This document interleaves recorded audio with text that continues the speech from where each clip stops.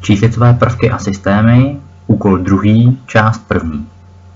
V pravé části obrazovky je zapsána rovnice, tu rovnici máme zapojit v simulačním programu a ověřit chování.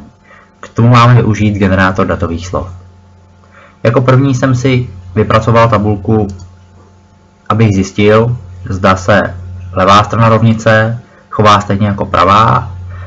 Ano, obě strany se shodují, čili po zapojení v simulačním programu by se dioda pravé strany měla rozsvítit, případně zhasnout ve stejnou chvíli jako dioda levé strany.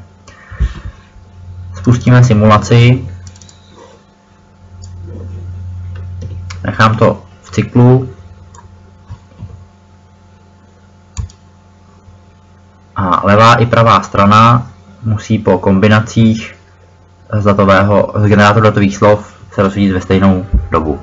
V případě, že jsem to správně zapojil. Předpokládám, že ano.